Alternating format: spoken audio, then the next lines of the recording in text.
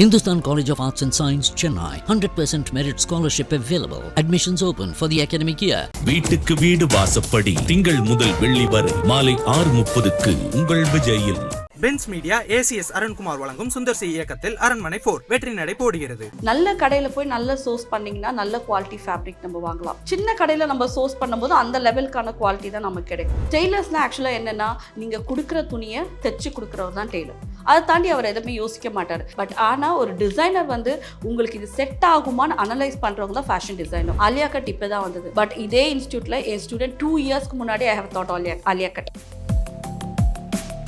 விமென்ஸே வந்து they like to wear the jump suit of style.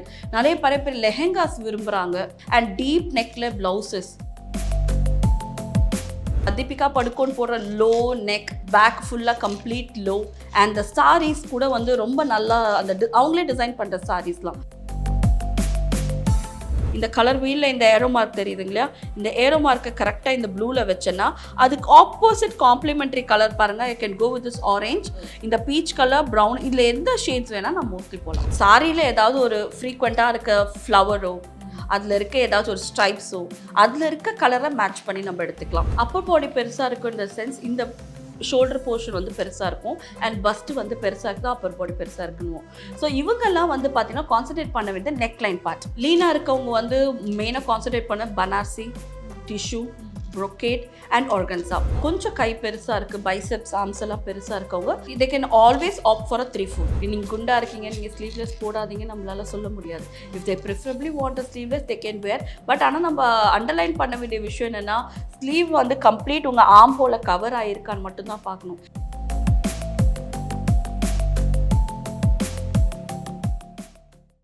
IBC மங்கினர்களுக்கு வணக்கம். இன்னைக்கு நம்ம கூட ஃபேஷன் டிசைனர் ஷமாதா இருக்காங்க. ஹாய் மேம், எப்படி இருக்கீங்க? மேம், இப்போ பார்த்தீங்கன்னா உங்கள் ஃபேஷன் டிசைனர் கரியர் நீங்கள் ஸ்டார்ட் பண்ணி இப்போ ஒரு இன்ஸ்டியூட் வச்சு கிட்டத்தட்ட 4000 ஸ்டூடெண்ட்ஸ்க்கு மேலே வந்து நீங்கள் டீச் பண்ணியிருக்கீங்க. அதுவே ஒரு பெரிய விஷயம். ஆனால் இது எல்லாத்துக்குமே ஒரு ஆரம்ப புள்ளி இருக்கும்ல, நம்மளுக்கு இது தாண்டா கரியர், ஃபேஷன் டிசைனிங் தான் நம்ம ஃபியூச்சர்னு சொல்லிட்டு டிசைட் பண்ண தருணம் இருக்குல்ல, அதை பற்றி சொல்லுங்கள். ஸோ வீட்டில் இருக்க எல்லாருக்கும் இருக்க மாதிரி தான் ஆஃப்டர் மேரேஜ் ஒரு ஃப்ரீ டைம் கிடச்சிது. ஸோ எல்லாம் ஒர்க் போன பிறகு என்ன பண்ணுறது தெரியாத போது ஐ ஸ்டார்டட் சின்ன சின்ன கிராஷ் கோர்சஸ் பண்ண ஆரம்பித்தேன். அண்ட் தென் இது ரொம்ப பேஷனேட் ஆகிடுச்சு. ரொம்ப பிடிக்க ஆரம்பிக்கும் போது I started going for fashion institute. ஒரு சின்ன ஃபேஷன் இன்ஸ்டியூட்டில் படித்தேன். I gain some knowledge and YouTube சேனலும் ஆரம்பித்தேன். I started with English channel. அது நல்லா சக்ஸஸ்ஃபுல்லாக போன பிறகு எல்லோரும் தமிழ்லையும் எங்களுக்கு ஸ்டார்ட் பண்ணுங்கள், இங்கிலீஷ் புரியுது பட் ஸ்டில் தமிழில் இருந்தால் இன்னும் பெட்டராக எங்களுக்கு அண்டர்ஸ்டாண்ட் பண்ண முடியும்னு சொன்னாங்க. So I started by Tamil channel. English ஒரு 6 lakh சப்ஸ்கிரைபர் போச்சு. தமிழ் வந்து லைக் ஒரு இப்போ வந்து 1.5 million 6 million கிட்ட போயிருக்கு. அண்ட் அதோட பேஸ் தான் இந்த இன்ஸ்டியூட். அங்கே நீங்கள் ஆன்லைனில் நாங்கள் யூடியூப்பில் கற்றுக்கும் போதே இவ்வளோ நல்லா புரியுது. உங்கள்கிட்ட நேரில் வந்து நாங்கள் படிக்கணும் அப்படின்னு சொல்லும்போது தான் so why can't we start an institute, இங்கே அவங்க வந்து படிக்கிற மாதிரி ஒரு இதுவை செட் பண்ணும்.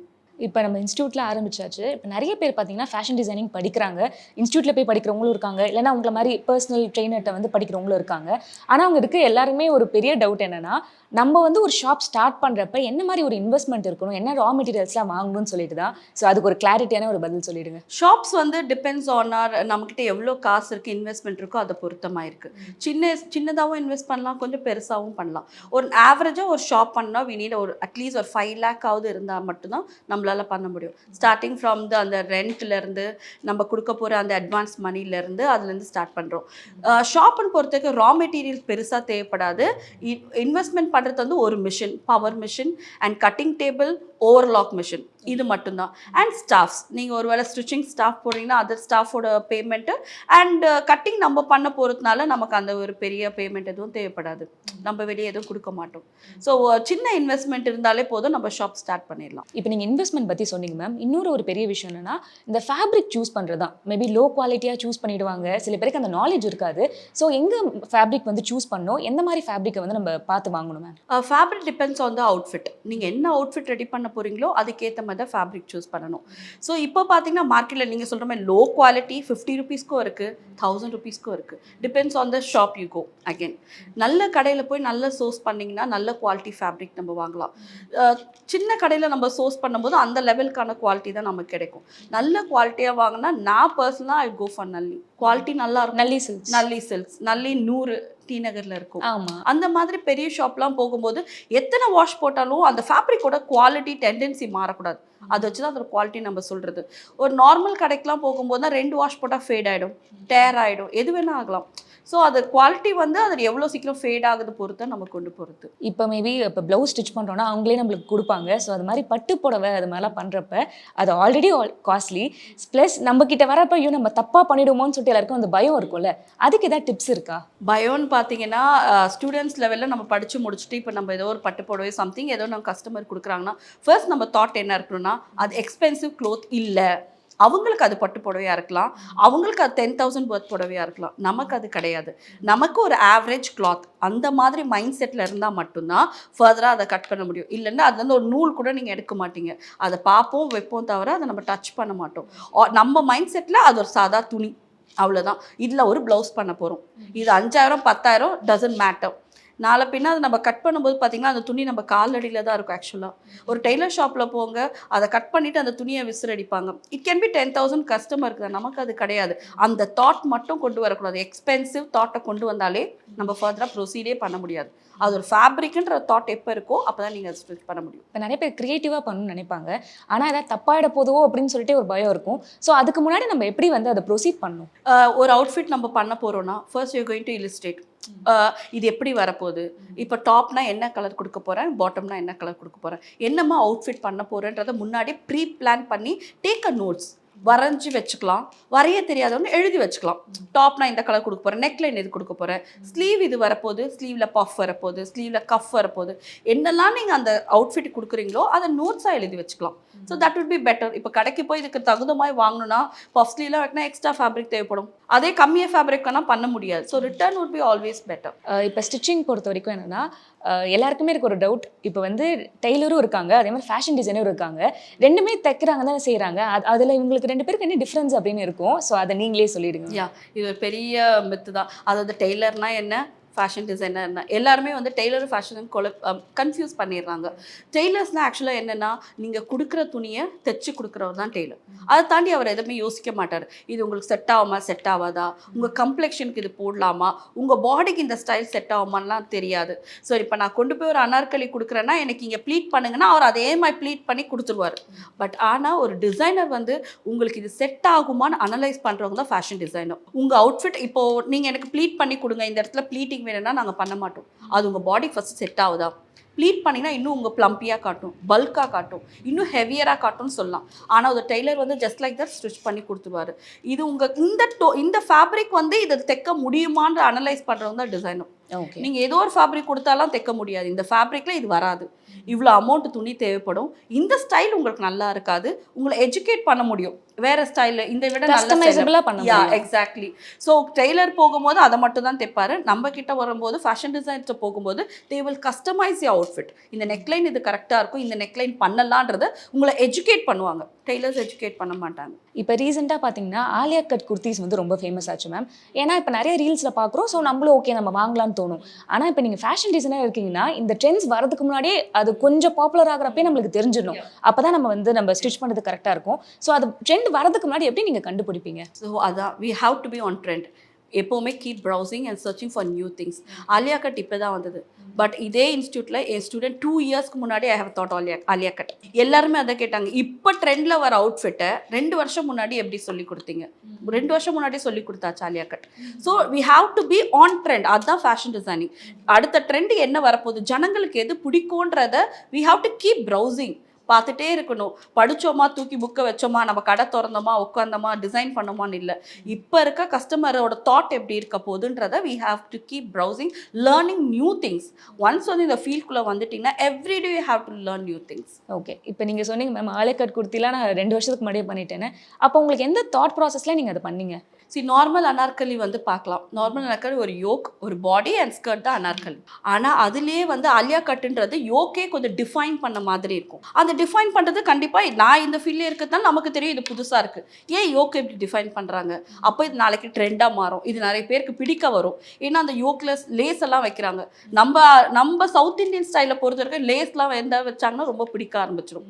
ஸோ அப்போ இது கண்டிப்பாக எல்லாருக்கும் பிடிக்க வரும்ன்றது முன்னாடியே நமக்கு தெரியும். ஓகே மேம், இப்போ அடுத்த ப்ரெடிக்ஷன் மேபி பண்ணலாம். பண்ணலாம். இப்போ இன்னும் மேபி 1 இயர்ல எந்த விஷயம் வந்து இன்னும் ட்ரெண்ட் ஆகலாம்னு நீங்க நினைக்கிறீங்க?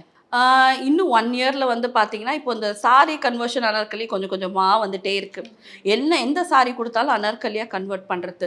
ஸ்டைலிங் வந்து பார்த்தீங்கன்னா, இப்போ ஆலியா கட்டு போச்சு, புதுசாக இன்னும் ஆரம்பிக்கல, இனிமேல் வரலாம். இந்த dhoti kind of styling outfits, வேறு என்னமா ஜம்ப் சூட்ஸ் மாதிரி இப்போ நிறைய கேட்குறாங்க. விமென்ஸே வந்து they like to wear the jump suit of style. நிறைய பேர் லெஹெங்காஸ் விரும்புகிறாங்க. லெஹெங்காஸ் இப்போ நார்த் இந்தியன் போட்டு தான் லெஹெங்காஸ் இப்போ இவங்க விரும்ப ஆரம்பிச்சிருக்காங்களே. அண்ட் டீப் நெக்ல ப்ளவுசஸ் வந்து அப்போல்லாம் வந்து ரொம்ப க்ளோஸ்டாக போடுவாங்க. இப்போ வந்து கொஞ்சம் யங் ஏஜாக இருக்கவங்க க்ளோஸ்டாகவும் விரும்புகிறாங்க. அதே கான்ட்ராஸ்டாக பார்த்தீங்கன்னா நல்லா டீப்பாக விரும்புகிறாங்க. அப்போல்லாம் டீப்பாக ரொம்ப அந்த நார்மலாக ஒரு ஆவரேஜாக இருக்கவங்க டீப்பாலாம் போக மாட்டாங்க. இப்போ டீப்பாகவும் விரும்புகிறாங்க. அதே மாதிரி நல்லா க்ளோஸ்டாக கொடுங்க, கம்ப்ளீட் க்ளோஸ்ட் வேணும் ப்ளவுஸ், அப்படியும் யங் கேட்குறாங்க. இப்போ ஆக்சுவலி என்ன மேம், இப்போ டேரக்டர் ஆக விரும்புகிறாங்கன்னா வந்து ஆல்ரெடி படங்கள் பார்த்தோ ஓகே இந்த சீன் இன்ஸ்பிரேஷன் எடுத்து பண்ணுவாங்க. ஸோ உங்களுக்கு அந்த மாதிரி எந்த இன்ஸ்பிரேஷன் இருக்கும், என்ன மாதிரி ரிசோர்ஸஸ்லாம் நீங்கள் பார்ப்பீங்க? செலிபிரிட்டிஸ் வேர் பண்ணுற outfits that we have to keep browsing every single day changing. ஒரு செலிபிரிட்டி ஒரு படத்தில் வந்து ஒரு அவுட்ஃபிட் போட்டு வராங்கன்னா தேர் ஆஸ்கிங் ஃபார் தட். இப்போ இந்த அவுட்ஃபிட் நல்லா இருக்குது, ஸோ டேக் அ நோட்ஸ் எடுத்துக்கிட்டே இருக்கணும். இதில் என்னெல்லாம் அவுட்ஃபிட், என்னெல்லாம் புது புது படங்கள் வருதோ, not only the south Indian, Hollywood, Bollywood, Tollywood எல்லாமே நம்ம பார்க்கணும். எல்லா சைடும் பார்க்கும்போது புது புது அவுட்ஃபிட் வருது. So you have to keep noting that. இப்போ உங்களுக்கு ஃபேவரட்டான ஒரு ஃபேஷன் டிசைனர்னா யார் சொல்வீங்க? மனிஷ் மல்ஹோத்ரா.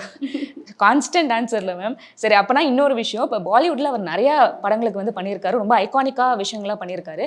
அதில் உங்களுக்கு ரொம்ப ஃபேவரட்டான ஒரு அவுட்ஃபிட், இது எப்படி தான் அவர் யோசிச்சார் இந்த மனுஷன் அப்படின்னு நினைக்கிற மாதிரினா? அந்த மாதிரி எனக்கு பெருசாக தோணல. Because I been both south Indian ஸ்டைலும் எனக்கு தெரியும், அதே மாதிரி த்ரூ அவுட் வெஸ்டர்ன் ஸ்டைலும் தெரியும். அவர் பண்ணுற அவுட்ஃபிட்ஸ் எல்லாம் நீங்கள் எந்த அவுட்ஃபிட் காட்டினாலும் mostly probably I can assume that. அதனால இது எப்படி பண்ணுறாங்களே எனக்கு பெருசாக தோணுது கிடையாது. ஃபேவரட்னா இப்போது தீபிகா படுகோன் போடுற லோ நெக், பேக் ஃபுல்லாக complete low, and the saris கூட வந்து ரொம்ப நல்லா அந்த அவங்களே டிசைன் பண்ணுற சாரீஸ்லாம் ரொம்ப நல்லா இருக்குது. எம்ப்ளிஷ்மெண்ட் ஒர்க்கு, கான்ட்ராஸ்ட் கலர்ஸ் தான் அவங்க ரொம்ப பிடிக்கும். கலர் கம்பைன் பண்ணுற விஷயம் எல்லாமே ரொம்ப நல்லா இருக்குது. மோர் தேன் அ ஸ்டைலிங்கிறது ஒரு அவுட்ஃபிட் ரெடி பண்ணுறது மட்டும் இல்லை, அந்த கம்பைனிங் கலர்ஸ் அது ரொம்ப நல்லாயிருக்கும். அது ரொம்ப பிடிச்சது. இப்போ நீங்கள் கலர்ஸ் பற்றி வந்ததுனால ஆக்சுவலி இது ஜென்ரலாக இருக்க டவுட் மேம். இப்போ எனக்கு எந்த கலர் போட்டால் கரெக்டாக இருக்கும் அப்படின்னு சொல்லிட்டு இருக்கு, இல்லைனா வந்து எந்த மாதிரி வந்து பாட்டம் வந்து சூஸ் பண்ணலான்னு. ஸோ அதுக்கு ஏதாவது ஒரு டிப்ஸ் இருக்கா? ஸோ இப்போ நம்ம கலர் பண்ணி பேசுறதுனால we can go for this color wheel. So இந்த கலர் வீல் எப்படி யூஸ் ஆகுதுன்னு பார்த்தீங்கன்னா, நார்மலாக வந்து ஒரு அவுட்ஃபிட் ரெடி பண்ண போகிறேன். இப்போ எல்லாம் செட்டாக வந்திருக்கு. செட்டெல்லாம் பார்த்தீங்கன்னா 1500 2000 அந்த மாதிரி இருக்கும். ஆனால் அந்த கலர்ஸ் நமக்கு பிடிக்காமல் இருக்கும். எனக்கு இந்த கலர் அவுட்ஃபிட் தான் வேணுன்றதை நான் டிசைட் பண்ணிட்டேன்னா you have to go with the top. நீங்கள் இதில் ஏதாச்சும் ஒரு டாப் கலரை நீங்கள் சூஸ் பண்ணிட்டீங்க. சப்போஸ் இன்கேஸ் நான் வந்து இந்த ப்ளூ கலரில் ஒரு டாப் நான் போட போகிறேன். So what you going to wear the பேண்ட்டோ துப்பட்டாவும் என்ன போட தெரியாது, அதே கலரில் நம்ம போட முடியாது. அப்போ இந்த ப்ளூ கலரில் வரும்போது இந்த கலர் வீலில் இந்த ஏரோ மார்க் தெரியுதுங்களா, இந்த ஏரோ மார்க்கை கரெக்டாக இந்த ப்ளூவில் வச்சேன்னா அதுக்கு ஆப்போசிட் காம்ப்ளிமெண்ட்ரி கலர் பாருங்கள். I can go with this orange, இந்த பீச் கலர், ப்ரௌன், இதில் எந்த ஷேட்ஸ் வேணால் நான் மோஸ்ட்லி போகலாம். ஸோ கலர் வீல வைக்கும்போது நீங்கள் அதில் இருக்க எந்த கலர் தைரியமாக நீங்கள் போய் துணி எடுக்கலாம். இது மிக்ஸ் அண்ட் மேட்ச் பண்ணுறவங்களுக்கு நல்லா யூஸ்ஃபுல்லாக இருக்கும். ஓகே, இப்போ இது வந்து நீங்கள் நார்மல் சல்வார் கமீஸ் அந்த மாதிரி சொல்லிடுறீங்க. இப்போ ப்ளவுஸில் சூஸ் பண்ணுவாங்களா மேம், அதுக்கு எப்படி பண்ணுறது? ப்ளவுஸ் வந்து கம்ஸ் வித் சாரி வச்சுருக்கவங்க நார்மலாக ஒரு சாரி வாங்கினா ஆல்ரெடி ப்ளவுஸ் வந்துடும். சில பேருக்கு அந்த ப்ளவுஸ் பிடிக்கல, அந்த பட்ஜெட்டில் தான் you will go for a blouse. இப்போ ஆக்சுவலி இப்போ நிறைய பேர் வந்து ஒரு 2-3 ப்ளவுஸ் வச்சுருப்பாங்க, பிளாக்கோ ஒயிட்டோ இல்லைனா வேறு ஏதோ ஒரு கலர்ஸில் வச்சுட்டு இருக்கிற சாரியை வந்து மிக்ஸ் மேட்ச் பண்ணி பண்ணுவாங்க. ஸோ அதை எப்படி சூஸ் பண்ணுறது அதுக்கு? ஸோ சாரியில் ஏதாவது ஒரு ஃப்ரீக்வெண்ட்டாக இருக்க ஃப்ளவரோ, அதில் இருக்க ஏதாச்சும் ஒரு ஸ்ட்ரைப்ஸோ, அதில் இருக்க கலரை மேட்ச் பண்ணி நம்ம எடுத்துக்கலாம். இப்போ ரெட் கலர் சாரீஸில் வந்து green colour and blue colour flowers வருதுன்னா ரெட்டு வந்து க்ரீன் கூட நல்லா ஸ்ட்ரைக்கிங்காக போகும். So you can bear with the green colour. So அந்த சாரியில் வர ஏதாச்சும் ஒரு கலரை you can match with the blouse. இல்லைனா காமனாக இருக்க கோல்டு கலர் அந்த மாதிரி பேசிக் கலரில் நீங்கள் ப்ளவுஸ் வச்சுருந்தாலே போதும், மோஸ்ட்லி எல்லாத்துக்கும் மேட்ச் ஆகிடும். இப்போ கலர் வீல் பற்றி சொன்னீங்க ma'am. So colour wheel actually ஆக்சசரிஸ்லுமே ஹெல்ப் ஆகும், அதை எப்படி நம்ம சூஸ் பண்ணுறது?